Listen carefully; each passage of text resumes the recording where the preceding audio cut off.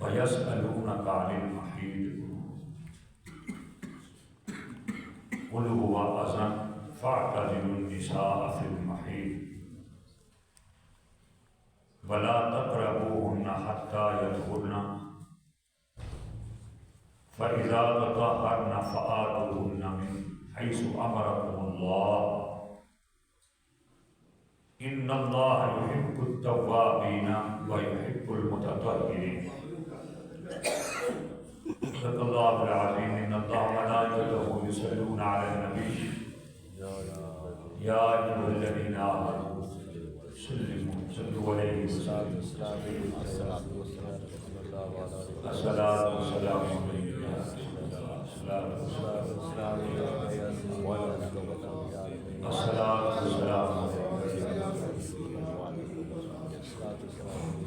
کیونکہ ہم نے شروع میں طہارت کا بیان شروع کیا تھا، تو حیض اور نفاس بھی طہارت ہی کا حصہ ہے، اور یہ بہت اہم مسئلے ہیں. نبی پاک صلی اللہ علیہ وسلم کے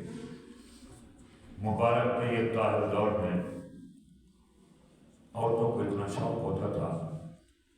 کہ وہ خود مسجد نبی میں اگر آ سکتی تو آ جاتی اور یہ مسئلے پوچھتی تھی. اگر کہیں آقا کریم رؤوف الرحیم صلی اللہ علیہ وسلم بازار میں جاتے سودا صرف لینے، آپ خود کبھی کبھی جایا کرتے تھے، اکثر بلال لے آتے، لیکن بعض اوقات آپ بھی جاتے، اور یہ سنت ہے کہ اپنا کام اپنے ہاتھوں سے کرنا. اتفاق کی بات نہیں ہے، نبیوں کی سنت کی بات ہے. تو عورتیں بازار میں جب دیکھ لیتی نبی پاک صلی اللہ علیہ وسلم کو، تو آپ کا دامن پکڑ کے کہتے کہ یا رسول اللہ یہ حیض اور نفاس کے مسئلے ہمیں سمجھا کے دیں. کس حد تک ان کو شوق تھا دین سیکھنے کا، نبی پاک بتا دیا کرتے. صحیح مسلم شریف کی حدیث ہے، اس آیت کا ترجمہ یہ ہے کہ وَيَسْأَلُونَكَ عَنِ الْمَحِيضِ، اے محبوب تم سے پوچھتے ہیں، تم سے سوال کرتے ہیں. یسألونک مانے سوال کرتے ہیں کہ یہ حیض کیا ہے. عورتیں پوچھتی تھی نا، انہیں کو آتا ہے. تو قُلْ آپ فرمائیے هُوَ الْعَذَابُ، کہ وہ ناپاکی ہے، تکلیف ہے. فَاعْتَزِلُوا النِّسَاءَ،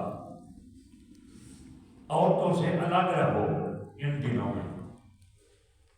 جب تک عورت حیض سے ہو ان سے علیحدہ رہو، مباشرت نہ کرو، ہم بستری نہ کرو. قرآن نے یہ بھی کہا ہے کہ عورتیں تمہاری کھیتیاں ہیں، جیسے چاہو جاؤ. لیکن بعض اوقات کھیتی جب پک کر تیار ہو جاتی ہے تو برداشت کا وقت ہوتا ہے، کاٹنے کا وقت بھی ہوتا ہے، پانی لگانے کا وقت بھی ہوتا ہے، تو اس کے اندر پھر انسان جا نہیں سکتا. جب وہ عورتیں حیض سے ہوں تو ان سے الگ رہو. وَلَا تَقْرَبُوهُنَّ، حیض کے دنوں میں ان کے نزدیک نہ جاؤ. کب تک؟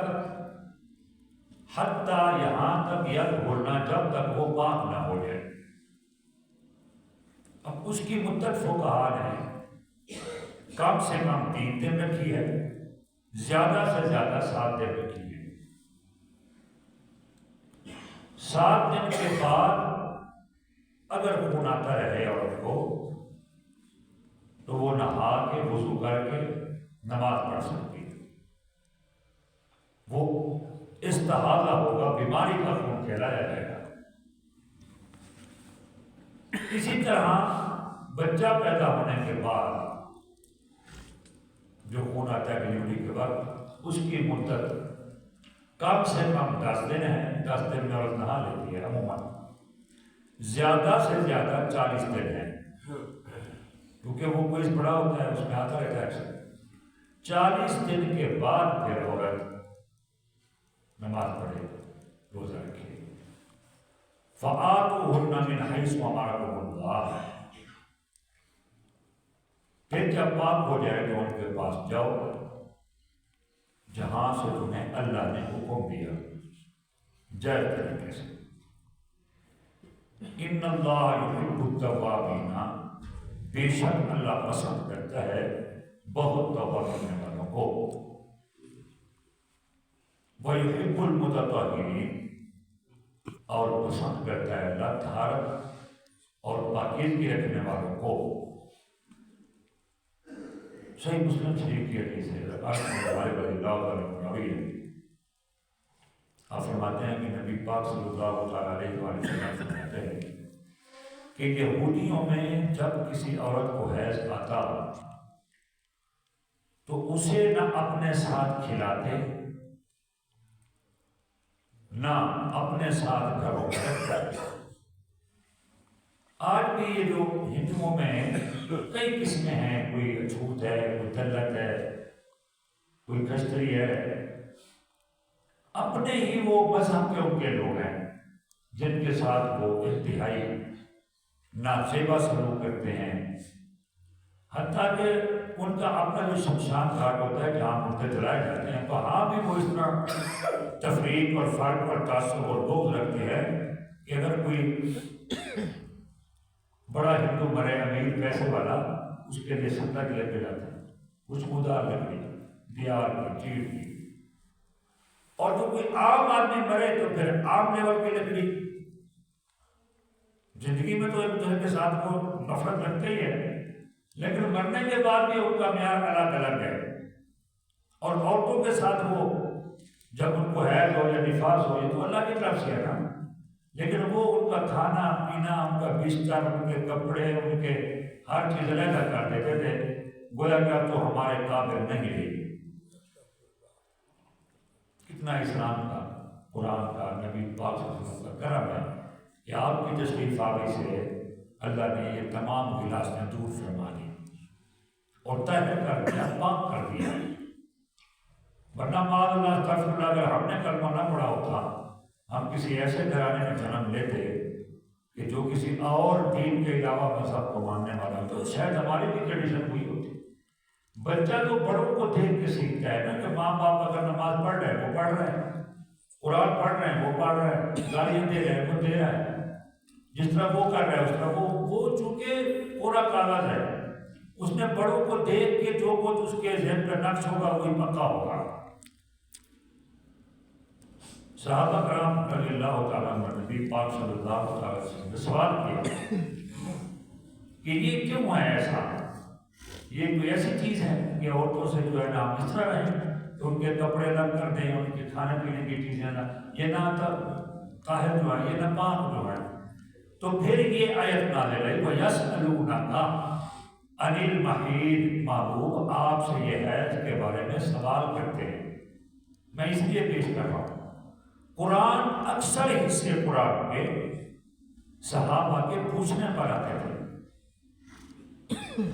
ابو داؤد نے کہا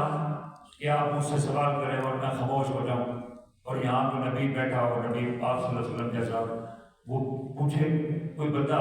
تو آپ خاموش ہو، تو جبریل امین ہے۔ یہی تو دلیل ہے کہ نبی کے خاتم النبیین ہونے کی، نبی پاک صلی اللہ علیہ وسلم کے ظاہرت پردہ فرمانے کے بعد باطناً آج بھی انہیں کا دور ہے، ہم باطناً طور پہ تو کلمہ پڑھ رہے ہیں۔ اگر آپ نبی پاک کو نہیں مانتے تو پھر کرنے کا مقصد ہی فوت ہو جاتا ہے۔ باطنی دور کا ہے، نبی ہوں، ولی ہوں، غوث ہوں، کتب ہوں، حتیٰ کہ عام جو نیک پارسا شریف آدمی ہے، اللہ نے مٹی کو، اس کے جسم کو کھانا حرام قرار دے دیا۔ امانت ہے جتنے بھی نیک لوگ ہیں قبر میں۔ یہی تو سب سے بڑی دلیل ہے کہ جبریل امین آتے تھے اور رب کا قرآن لاتے تھے۔ اس کے بعد کسی نیک بندے نے، اللہ کے صحابی، اللہ کے پیارے بندے نے، نبی کے صحابہ نے، صدیق اکبر نے یہ دعویٰ نہیں کیا کہ نبی پاک کے بعد میرے پاس جبریل امین ہے۔ عمر فاروق نے یہ دعویٰ نہیں کیا، عثمان غنی رضی اللہ تعالیٰ نے دعویٰ نہیں کیا، مولا علی شیر خدا نے کبھی نہیں کہا کہ نبی پاک کا پردہ فرمانے کے بعد اب میرے پاس جو ہے وہ جبریل امین تشریف لاتے ہیں اور مجھے وہ آ کے کچھ چیزیں دیتے ہیں، میں تمہیں دے رہا ہوں۔ مرزائیوں نے جو پروپیگنڈا شروع کیا ہے نا، جہاں نبی کی بات تھی وہاں انہوں نے اپنے اندھے تانے بےایمان حرامی اس کا نام لکھ دیا کہ یہ نبی ہے۔ اور ایسا چکر دیتے ہیں کہ ان پڑھ آدمی چکرا کے رہ گئے، قرآن پڑھ پڑھ کے سناتے ہیں۔ یہی سچا ہونے کی دلیل ہے کہ نبی پاک کے دور میں قرآن اترا، اس کے بعد قرآن نہیں اترا۔ جتنا اتر چکا وہ کافی ہو چکا، وہ پورا ہو چکا۔ اب ترجموں میں غلطیاں لوگ کر رہے ہیں، لیکن کوئی دعویٰ یہ نہیں کر رہا کہ نیا اترا ہے۔ یہ کہتے نہیں آپ نے ترجمہ غلط کیا، ترجمے مختلف ہے نا، قرآن میں مختلف نہیں ہے۔ ریلیوں کا اور ہو گیا، حدیثوں کا اور ہو گیا، تشریح کا اور ہو گیا۔ ہر کسی نے اپنے اپنے مولوی ترجمے لکھے ہیں نا۔ کسی نے یہ تو نہیں کہا کہ میں نے قرآن کا ترجمہ چھوڑ عربی نہیں لکھ لی ہے، عربی بھی لے سکتا نہ کسی کی ضرورت ہے۔ باقی زبانیں سندھی ہو، سرائکی ہو، پشتو ہو، فارسی ہو، یہ اس دنیا کی زبانیں ہیں نا، ہماری مختلف قبیلوں کی، لیکن عربی رب نے نازل کر دی اور اللہ نے پکی زبان رکھی ہے کہ قبر میں بھی عربی میں سوال جواب ہوگا، حشر میں بھی عربی میں سوال جواب ہوگا، جنت میں بھی عربی زبان ہوگی، لباس بھی عربی ہوگا، کیونکہ اللہ کا محبوب عربی زبان میں پوچھتا تھا، عربی لباس میں حلیہ بھی عربی ہوگا۔ اللہ کو اپنے محبوب سے اتنا پیار ہے، سوال کرتے ہیں، اس لیے اللہ نے فرمایا، رسول اللہ صلی اللہ علیہ وسلم فرمایا کہ جماع کے سوا ہر شے کرو۔ وضاحت فرما دی کہ یہ ہندو جو ہیں یہ جماع نہیں کرتے، باقی نہ ان کے ساتھ کھاتے ہیں، نہ پیتے ہیں، نہ بیٹھتے ہیں، نہ سوتے ہیں، کراہت سمجھتے ہیں، ناپاکی سمجھتے ہیں، غلاظت سمجھتے ہیں، حالانکہ اس میں اس عورت بیچاری کا تو قصور ہی کوئی نہیں۔ ہمارے اپنے بس میں ہے تو جسم کی ابھی کسی حصے بغیر ہاتھ لگائے خون نکال کے دکھائے، سر سے، ہاتھ سے، پاؤں سے، کہیں سے، بغیر کوئی اوزار مارے، بغیر چاقو چوبی سے، بغیر کٹے پھٹے خون ہم نکال کے دکھائیں۔ اللہ بھی تو بغیر کٹے پھٹے خون نکالتا ہے نا، بندہ تو صحیح سالم ہوتا ہے نا، لیکن یہ اللہ کی مرضی ہے، خدا کی حکمت ہے، خدا نے اسے اتنا رکھا ہے۔ تو نبی پاک نے فرمایا کہ نہیں، ہم کچھ نہ کرو ان مخصوص دنوں میں کہ وہ ناپاک ہے، لیکن ویسے ناپاک نہیں ہے جس طرح کافر ناپاک ہے، مشرک ناپاک ہے، کتا ناپاک ہے۔ کافرہ عورت، مشرکہ عورت، ہندو عورت، اگر اس کو کچھ بھی نہ آتا ہو لیکن پھر بھی ان کے بدن سے سمجھ آتی ہے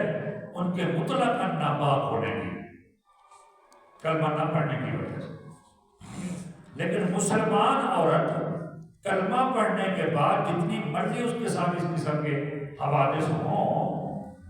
لیکن اس کے جسم سے اس قسم کی بات نہیں آتی کہ بندہ ان کے ساتھ بیٹھ نہ سکے، ان کے ساتھ کھا نہ سکے، ان کے ساتھ سو نہ سکے۔ اور اس کا عملی مظاہرہ نبی پاک صلی اللہ علیہ وسلم نے فرمایا، اپنے تمام ازواج مطہرات کے ساتھ کھانا تناول فرما کے، ان کے ساتھ سو کے، ان کے ہاتھ سے وضو کا پانی لے کے، ان کے ساتھ کھانے کی چیزیں لے کے، ایک ہی پیالے میں اما عائشہ صدیقہ یا اما حفصہ یا اما خدیجہ، ہماری مائیں امہات المومنین، ایک ہی پیالے میں، ایک ہی برتن میں اکٹھے کھانا کھا کے یہ بتا دیا کہ میں محمد صلی اللہ علیہ وسلم اس جہالت کو مٹانے آیا ہوں، میں اس کا حصہ نہیں بننے آیا۔ آج ہمارا یہ بھی ایک وتیرہ ہے کہ قرآن سننے، سمجھنے، پڑھنے، جانچنے، پرکھنے کے بعد ایک ہمارا مطلب جان پڑھنے کا طریقہ ہوتا ہے، بات تو آپ کی ٹھیک ہے، لیکن ہمارے آباء و اجداد نے ایسا نہیں کیا۔ کوئی ایسی باتیں ہوتی ہیں، ہمارے آباء و اجداد جو ہے نا وہ ایسا کرتے تھے، جس کا قرآن نے حکم نہ دیا ہو تو ہم آخری پر الفاظ یہی بولتے ہیں، یہ ساری خاندانی رسم ہے کہ بلا کرتے تو نہیں ٹھیک ہے، دلیل نام تو ٹھیک ہے، بھائی تھے مک گئی، اپنے دل کو سمجھان دی کرتے کہ بس وہاں سے کیوں معلوم چڑھ گئی۔ نبی پاک نے چھوڑا، اپنے چاچوں کو چھوڑا، رشتے دیے ہوئے تھے، پہلے دیے ہوئے تھے، لیکن جب قرآن اترا نا اللہ نے فرمایا نہ مشرکوں یہودیوں کو رشتہ نہ دو، تو آپ نے طلاق لی، دو بیٹیاں ہیں، میں نا اسلام لے آؤ دیتا ہوں، ورنہ نبی وعدہ خلاف تو نہیں ہو سکتا نا۔ لیکن اسلام سے اوپر پھر کیا ہے، عملی طور پر کر کے دکھایا۔ آپ نے ارشاد بھی فرمایا کہ جماع کے سوا ہر شے کرو، اس کی خبر یہود کو پہنچی کہ وہ تو مسلمان تو یہ سب کچھ کر رہے ہیں، ہم جو کچھ نہیں کر رہے، ہم کھانا نہیں ان کے ہاتھ سے کھاتے، اپنے کمرے میں رہنے نہیں دیتے، ان سے سلام دعا ختم، ان سے بولنا چالنا ختم، آپ تعلق ہی ختم۔ بس وہ جو برتن ان کو دیے ہوئے تھے انہیں میں وہ کھانا کھاتے، پھر وہ دوبارہ انہیں کے پاس رہتے، وہ خود اپنے دھوئے خود کھائے، ہاتھ نہ ملاتے، کپڑے جو دے دیے ایک دو سوٹ دے دیے بس وہی پہنے، وہی خود دھوئے وہ خود اللہ کے۔ اب ہر مہینے ان کے ساتھ یہ رویہ ہوتا، اپنے گھر کی بیوی ہو اور معاذ اللہ استغفر اللہ اس کے ساتھ ہر مہینے ایسا سلوک کیا جائے، پھر ساتھ میں 9 ماہ کے بعد جب بچہ ہو 40 دن یا 50 دن 2 مہینے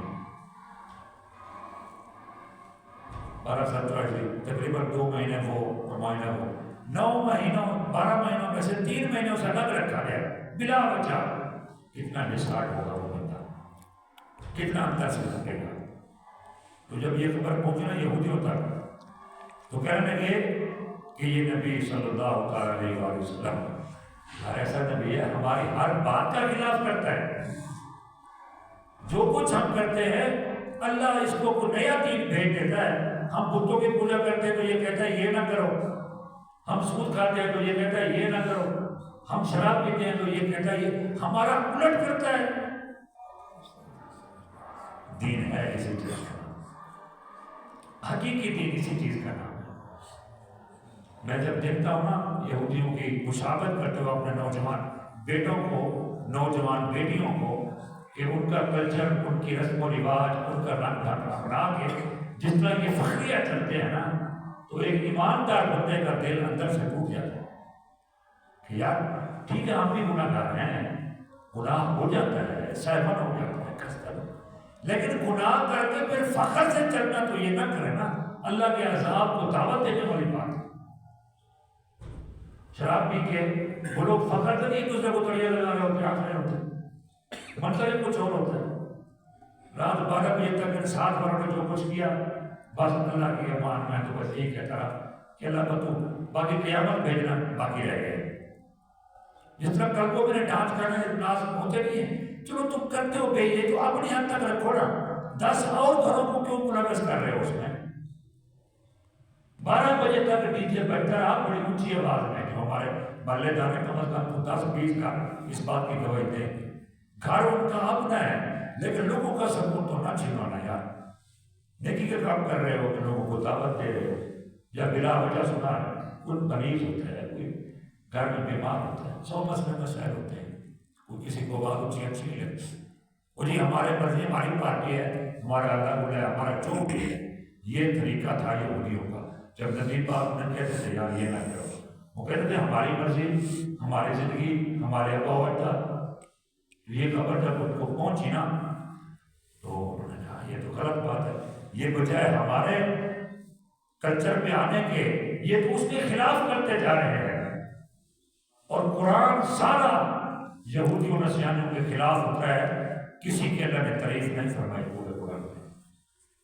ایسا بہت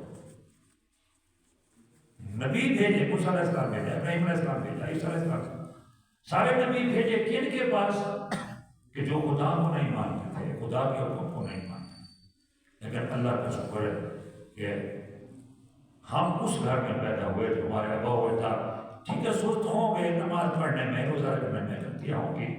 لیکن یہ تو نہیں کرتے تھے کہ یہودیوں نصرانیوں کو اچھا جانتے ہوں اور اسلام کو اچھا نہ جانتے ہوں۔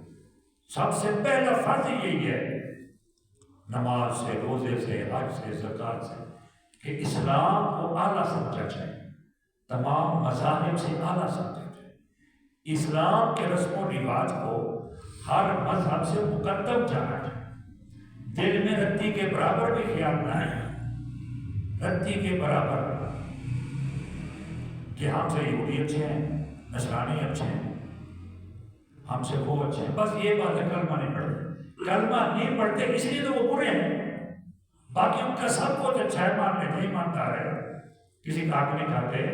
کسی کو تھپڑ نہیں مارتے، سب کچھ ٹھیک ہے، لیکن سب سے بڑی برائی یہی ہے کہ کلمہ نہیں پڑھتے۔ کاش کہ ان میں ہمارے جیسی برائیاں پائی جاتی، لیکن یہ برائی نہ ہوتی کہ کلمہ نہیں پڑھتے۔ اسی کی فکر تو اللہ کو آج بھی ہے، قیامت نہیں بھیج رہا نا، انتظار میں بیٹھا ہے نا کہ دنیا کے ہو سکتا ہے تو 10-20 ممالک اور اسلام کو قبول کر لے، ورنہ اللہ کے آگے کوئی دیر تو نہیں ہے نا۔ ابھی کن کہے فائم اسی وقت ہو جاتا ہے، وہ سور لے کے کھڑا ہے اس کا فیل انتظار میں، جب سے اللہ نے اسے پیدا کیا، بس صرف ونفخت فیہ من روح، وہ بس صرف سور پھونکنا باقی ہے، اس میں پھونکا لگے گا تو دنیا ختم، لیکن اللہ اس کو ایک حکم نہیں دے رہا۔ اس طرح لائٹ آن ہے، بلب لگا ہوا ہے، پیچھے سے لائٹ بھی آ رہی ہے پاور سے، گریڈ اسٹیشن سے، سب کچھ ہو گیا ہے، خالی بٹن دبانا ہے نا، روشنی ہو جائے گی، تو سارا انتظام مکمل ہے، اللہ نے خالی اشارہ ہی تو کرنا ہے کہ بھوک اور قیامت۔ لیکن پھر بھی کروڑوں سالوں سے انتظار میں بیٹھے ہیں کہ ہو سکتا ہے کچھ لوگ کلمہ پڑھیں، ہو سکتا ہے میری توحید کو مانیں، ہو سکتا ہے میرے محبوب کی رسالت کو مانیں۔ ہم کتنا اچھے لوگ ہیں کہ رب کے قرآن کا ذکر ڈیلی کرتے ہیں، سنت ہے، نبی پاک صلی اللہ علیہ وسلم ایسے نبی میں ذکر فرماتے ہیں، قرآن کی آیتیں پڑھتے صحابہ چھوٹ جاتے ہیں، صحابہ کو کھانا پینا بھول جاتا، کتنا شوق تھا ان کو دین کے ساتھ، ہر چیز سے مقدم رکھتے کہ آج نبی پاک نے مسئلہ بتانا ہے، ہم نے وہ سیکھنا ہے۔ تو اللہ ہمیں بھی وہی جذبہ صحابہ والا عطا فرمائے، جو کچھ ہم سیکھتے ہیں اس میں عمل کی توفیق عطا فرمائے، اور بالخصوص تکبر سے بچائے، ریاکاری سے، عاجزی سے،